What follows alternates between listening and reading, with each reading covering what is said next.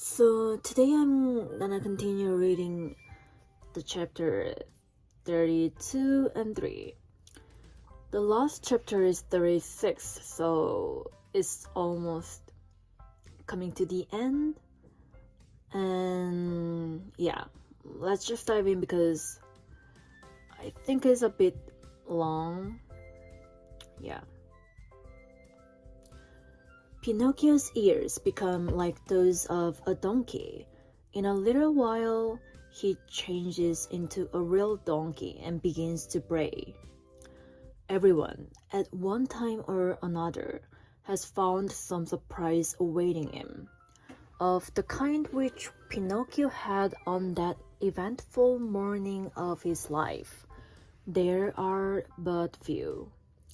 What was it? I will tell you, my dear little readers. On awakening, Pinocchio put his hand up to his head, and there he found, guess. He found that, during the night, his ears had grown at least 10 full inches.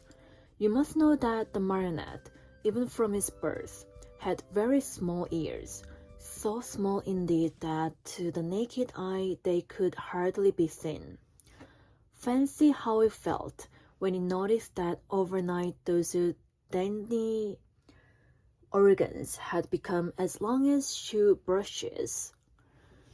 He went in search of a mirror, but not finding any, he just filled a basin with water and looked at himself. There he saw what he never could have wished to see.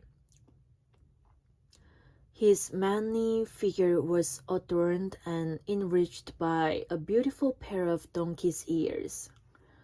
I leave you to think of the terrible grief, the shame, the despair of the poor marionette. He began to cry, to scream, to knock his head against the wall. But the more he shrieked, the longer and the more hairy grew his ears. At those piercing shrieks, a dormouse came into the room, a fat little dormouse who lived upstairs. Seeing Pinocchio's grief-stricken, she asked him anxiously, "What is the matter, dear little neighbor?" "I am sick, my little dormouse, very, very sick, and from all illness which frightens me. Do you understand how to fill the purse? A little? Fill mine then, and tell me if I have a fever." The dormouse took Pinocchio's wrist between her paws, and after a few minutes, looked up at him and sorrowfully and said, "My friend, I'm sorry, but I must give you some very sad news." "What is it?" "You have a very bad fever." "But what fever is it?" "The donkey fever." "I don't know anything about that fever," answered the marionette, beginning to understand even too well what was happening to him. "Then I'll tell you all about it," said the dormouse. Know then that, within 2 or 3 hours, you will no longer be a marionette nor a boy." "What shall I be?" "Within 2 or 3 hours, you will become a real donkey, just like the ones that pull the fruit carts to market." "Oh, what have I done? What have I done?" cried Pinocchio, grasping his 2 long ears in his hand and pulling and tugging at them angrily, just as if they belonged to another. "My dear boy," answered the dormouse to cheer him up a bit, "why worry now? What is done cannot be undone, you know.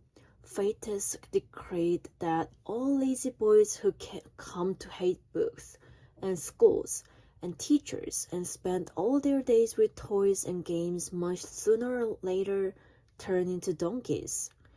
"But is it really so?" asked the marionette, sobbing bitterly. "I'm sorry to say it is, and tears now are useless. You should have thought over this before." "But the fault is not mine, believe me, little dormouse. The fault is all Lampwick's." "And who is this Lampwick?" a classmate of mine. I wanted to return home. I wanted to be obedient. I wanted to study and to succeed in school, but Lampwick said to me, "Why do you want to waste your time studying? Why do you want to go to school? Come with me to the land of toys. There we will never study again. There we can enjoy ourselves and be happy from morn till night." And why did you follow the advice of that false friend? Why? Because, my dear little dormouse, I'm a hitless marionette. Hitless and heartless. Oh, if I had only had a bit of heart, I should never have abandoned that good fairy, who loved me so well and who has been so kind to me. And by this time, I should no longer be a marionette. I should have become a real boy, like all these friends of mine. Oh, if I meet Lampwick, I'm going to tell him what I think of him, and more too. After this long speech, Pinocchio walked to the door of the room, but when he reached it, remembering his donkey ears, he felt ashamed to show them to the public and turned back. He took a large cotton bag from a shelf, put it on his head, and pulled it far down to his very nose. Thus adorned, he went out. He looked for Lampwick everywhere, along the streets, in the squares, inside the theaters, everywhere. But he was not to be found. He asked everyone whom he had met about him, but no one had seen him. In desperation, he returned home and knocked at the door. "Who is it?" asked Lampwick from within. "It is I," answered the marionette. "Wait a minute." After a full half hour, the door opened. Another surprise awaited Pinocchio. There in the room stood his friend, with a large cotton bag on his head, pulled far down to his very nose. At the sight of that bag, Pinocchio felt slightly happier and thought to himself, "My friend must be suffering from the same sickness that I am. I wonder if he, too, has donkey fever?" But pretending he had seen nothing, he asked with a smile, "How are you, my dear Lampwick?" "Very well, like a mouse in a Parmesan cheese." "Is it really true? Why should I lie to you?" "I beg your pardon, my friend, but why then are you wearing that cotton bag over your ears?" "The doctor has ordered it because one of my knees hurts. And you, dear marionette, why are you wearing that cotton bag down to your nose?" "The doctor has ordered it because I have bruised my foot." "Oh, my poor Pinocchio! Oh, my poor Lampwick!" An embarrassingly long silence followed this word, during which time the two friends looked at each other in a mocking way. Finally, the marionette, in a voice sweet as honey and soft as a flute, said to his companion, "Tell me, Lampwick, dear friend, have you ever suffered from an earshot?" "Never. And you?" "Never. Still, since this morning my ear has been torturing me." "So has mine." "Yours too? And which ear is it?" "Both of them. And yours?" "Both of them too. I wonder if it could be the same sickness." "I'm afraid it is. Will you do me a favor, Lampwick?" "Gladly, with my whole heart." "Will you let me see your ears?" "Why not? But before I show you mine, I want to see yours, dear Pinocchio." "No, you must show yours first." "No, my dear. Yours first, then mine." "Well then," said the marionette, "let us make a contract." "Let's hear the contract." "Let us take off our caps together, all right?" "All right." "Right then." Pinocchio began to count. 1, 2, 3. At the word 3, the two boys pulled off their caps and threw them high in air.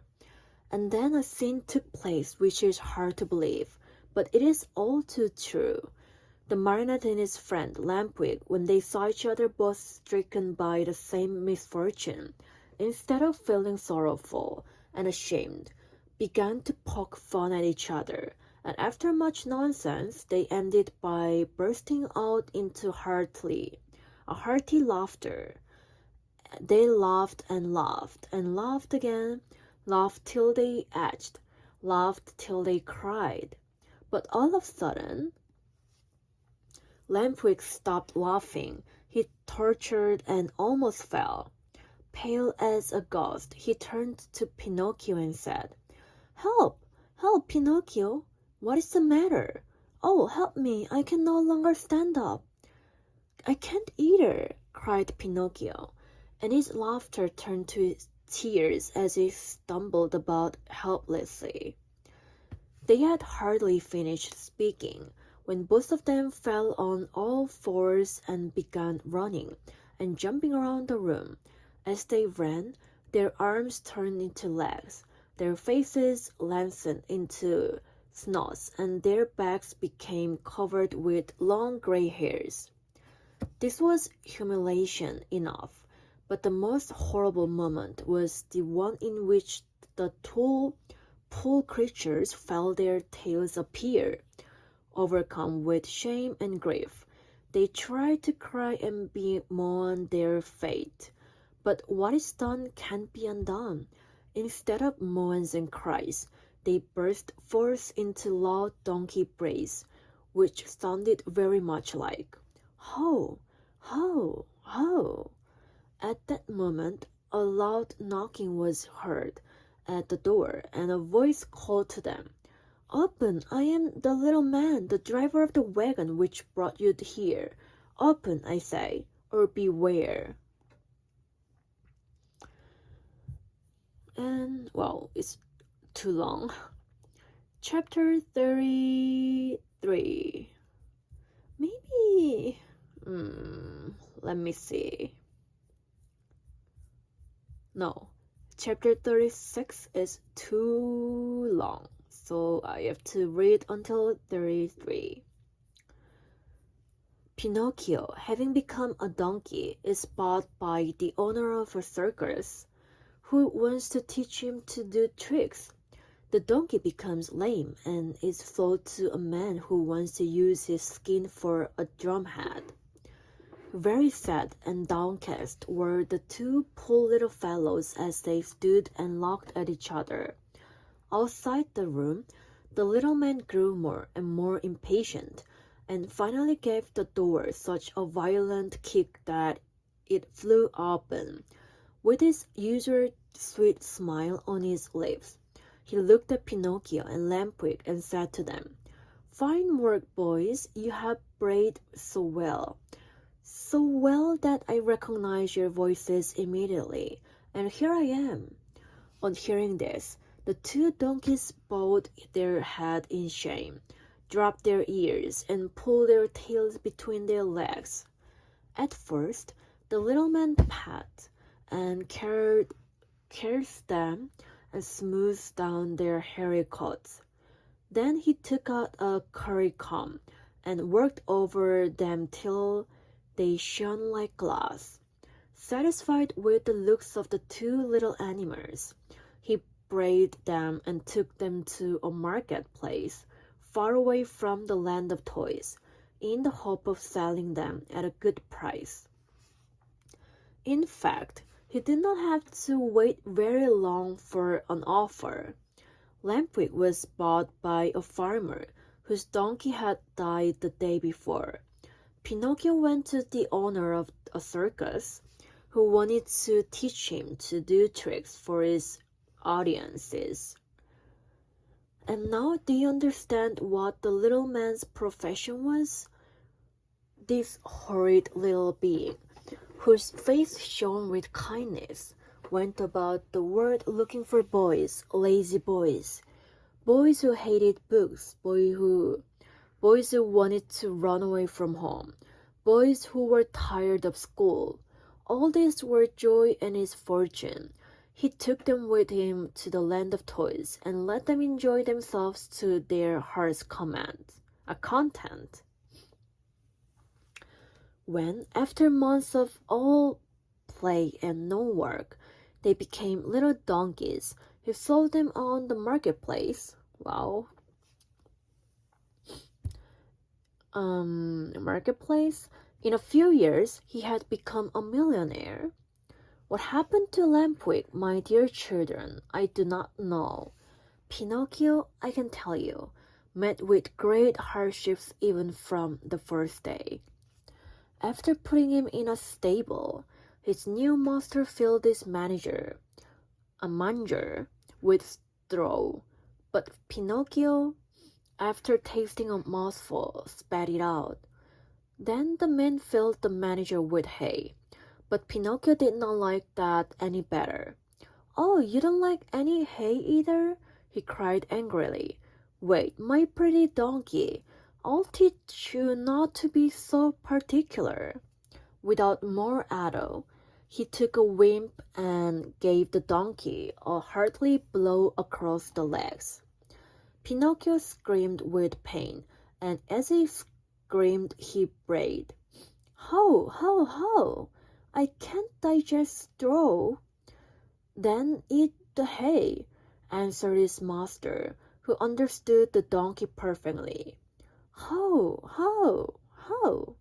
Hay gives me a headache." "Do you pretend by any chance that I should feed you dog or chicken?" asked the man again, and angrier than ever, he gave poor Pinocchio another lashing.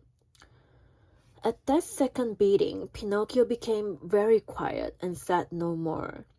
After that, the door of the stable was closed and he was left alone. It was many hours since he had eaten anything, and he started to yawn from hunger. As he yawned, he opened a mouth as big as an oven.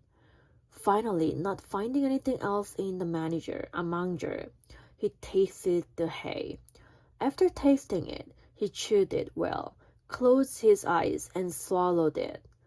"This hay is not bad," he said to himself, "but how much happier I should be if I had studied. Just now, instead of hay, I should be eating some good bread and butter. Patience." Next morning, when he awoke, Pinocchio looked in the manger for more hay, but it was all gone. He had eaten it all during the night. He tried the straw, but as he chewed away at it, he noticed to his great disappointment that it tasted neither like rice nor like macaroni. "Patience," he repeated as he chewed. "If only my misfortune might serve as a lesson to disobedient boys who refuse to study. Patience, have patience." "Patience indeed," shouted his master just then, as he came into the stable. "Do you think, perhaps, my little donkey, that I have brought you here only to give you food and drink? Oh no, you are to help me earn some fine gold pieces. Do you hear? Come along. Now I'm going to teach you to jump and bow, to dance a waltz and a polka, and even to stand on your head." Poor Pinocchio, whether he liked it or not, had to learn all these wonderful things, but it took him 3 long months and cost him many lashing before he was pronounced perfect. The day came at last when Pinocchio's master was able to announce an extraordinary performance. The announcement, posted all around the town and written in large letters, read thus: "Great spectacle tonight. Leaps and exercises by the great artist and the famous horses of the company. First public appearance of the famous donkey called Pinocchio, the star of the dance. The theater will be as light as day." That night, as you can well imagine, The theater was filled to overflowing 1 hour before the show was scheduled to start. Not an orchestra chair could be had, not a balcony seat, nor a gallery seat, not even for their weight in gold. The place swarmed with boys and girls of all ages and sizes, wriggling and dancing about in a fever of impatience to see the famous donkey dance. When the first part of the performance was over, the owner and manager of the circus, in a black coat, white knee breeches, and patent leather boots, presented himself to the public and in a loud, pompous voice made the following announcement.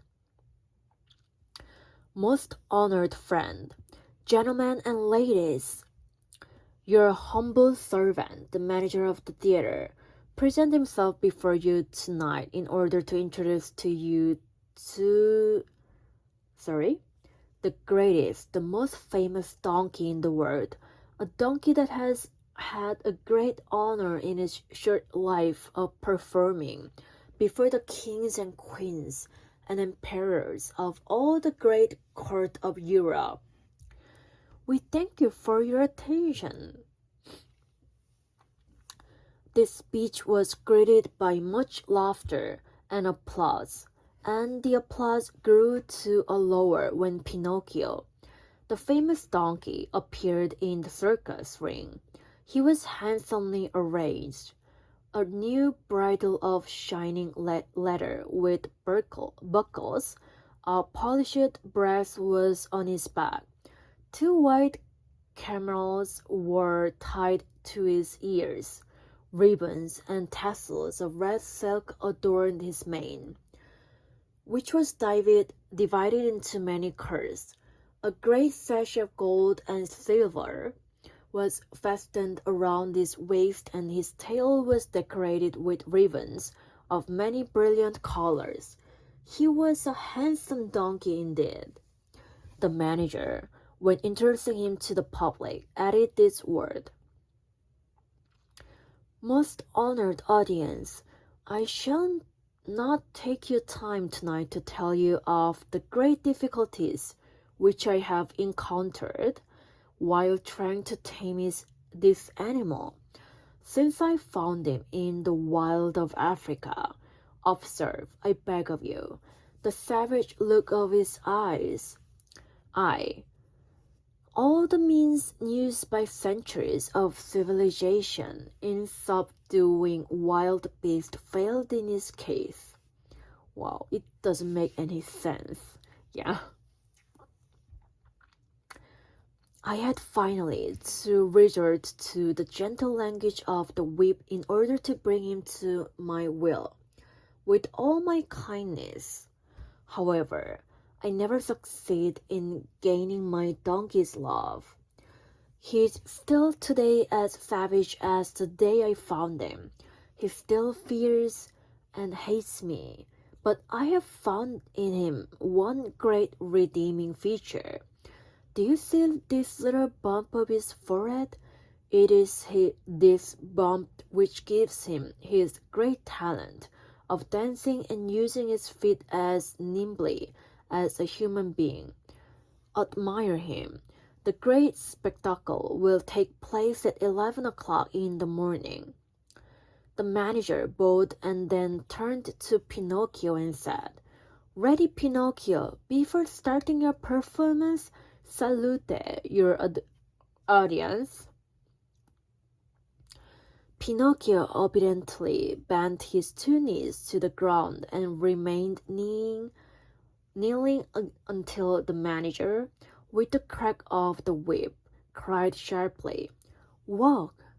The donkey lifted himself on his 4 feet and walked around the ring. A few minutes passed, and again the voice of the manager called, Quick step!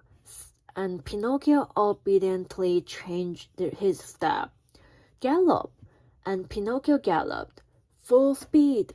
And Pinocchio ran as fast as he could. As he ran, the master raised his arm, and a pistol shot rang in the air. At the shot, the little donkey fell to the ground as if he were really dead. A shower of applause greeted the donkey as he arose to his feet. Cries and shouts and hand clapping were heard on all sides.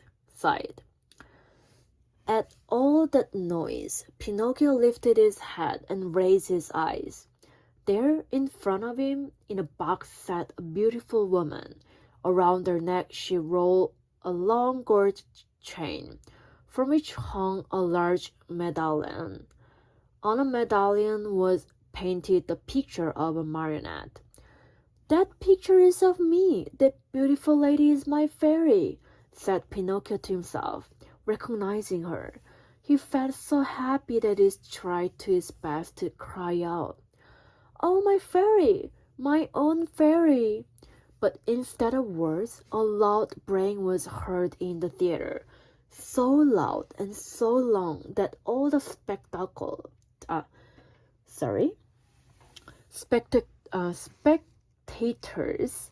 men, women, and children, but especially the children, burst out laughing.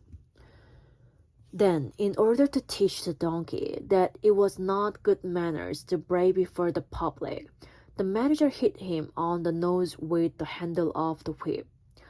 The poor little donkey stuck out a long tongue and licked his nose for a long time in an effort to take away the pain. And what was his grief when on looking up toward the boxes, he saw that the fairy had disappeared. He felt himself fainting, his eyes filled with tears, and he wept bitterly. No one knew it, however, least of all the manager, who cracking his whip, cried out, "Bravo, Pinocchio! Now show us how gracefully you can jump through the rings." Pinocchio tried 2 or 3 times, but each time he came near the ring, he found it more to his taste to go under it. The 4th time, at a look from his master, he leaped through it, but as he did so, his hind legs caught in the ring, and he fell to the floor in a heap. When he got up, he was lame and could hardly limp as far as the stable. "Pinocchio, we want Pinocchio! We want the little donkey!" cried the boys from the orchestra, saddened by the accident. No one saw Pinocchio again that evening. The next morning, the veterinary, that is, the animal doctor, declared that he would be lame for the rest of his life. "What do I want with a lame donkey?" said the manager to the stable boy. "Take him to the market and sell him." When they reached the square, a buyer was soon found. "How much do you ask for that little lame donkey?" he asked. $4. Wow, $4? "I'll give you 4 cents. Don't think I'm buying him for work. I want only his skin. It looks very tough, and I can use it to make myself a drumhead. I belong to a musical band in my village, and I need a drum. I leave it to you, my dear children, to picture to yourself the great pleasure with which Pinocchio heard that he was to become a drumhead." As soon as the buyer had paid the 4 cents, the donkey changed hands. His new owner took him to a high cliff overlooking the sea, put a stone around his neck, tied a rope to one of his hind feet, gave him a push, and threw him into the water. Pinocchio sank immediately, and his new master sat on the cliff waiting for him to drown, so as to skin him and make himself a drumhead. Wow, I mean, literally, what a story. Like, I've never read Pinocchio like this full, so it's really, I would say interesting, but it's not something really, like happy. But I mean, anyway, thank you for listening. Have a nice week, guys.